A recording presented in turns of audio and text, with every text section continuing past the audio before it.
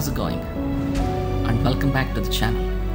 I am Joshua Praveen, a photographer and a wildlife filmmaker. I travel the world to record and document wildlife. My aim is to tell the untold and show the unseen stories of nature with the hope of spreading awareness in this ever-changing world. Today, we are in Northern Australia and I've come here in search of a vibrant flying ball of feathers, and I can't wait to share it with you all.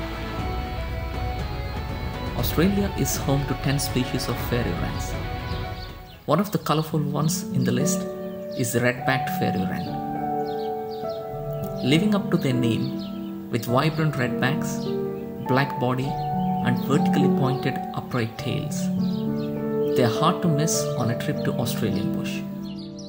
The red-backed fairywrens make their way around the bush using short flights and by hopping on the ground.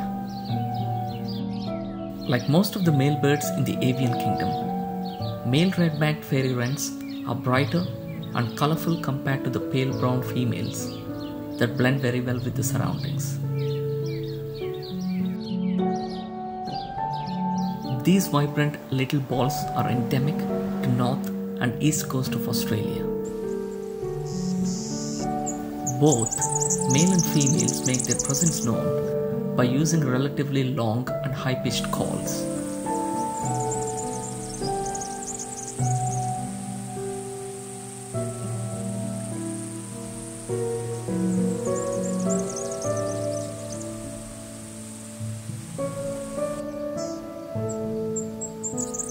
Ever take a walk in the woods and hear birds calling but never see them? It's most likely one of the wren species nearby.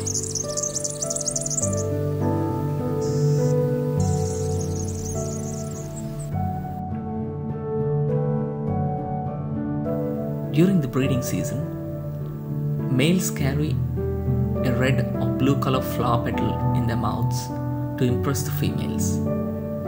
If the offering is acceptable, they strengthen their bonds with a gentle touch.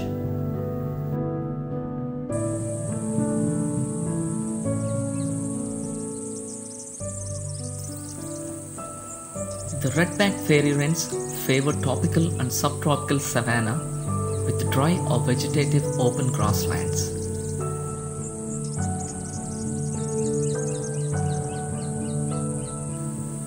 This kind of habitat with semi-open grass provides the perfect hunting ground for the wrens to catch insects, especially after a rainy day.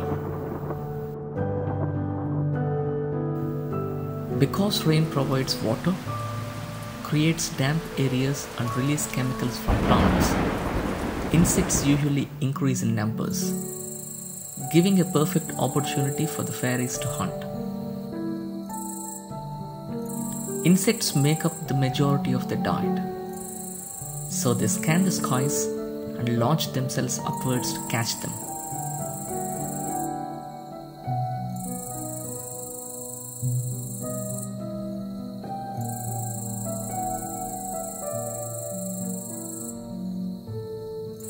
This type of behavior is typically seen in other small birds that share the habitat, such as these crimson finches.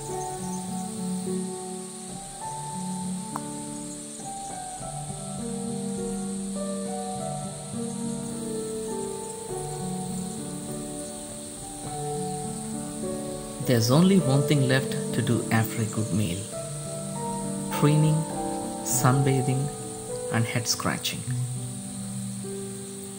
This is generally seen during midday or late afternoon before seeking shelter from the hot sun.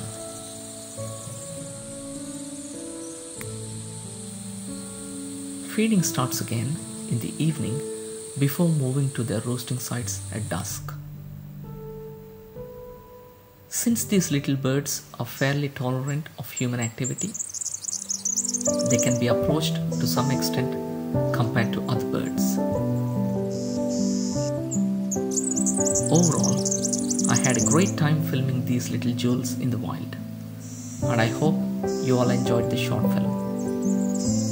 Hope to see you all in the next video, and Thanks a lot for your support, and I would highly appreciate if you chucked a subscribe and a thumbs up.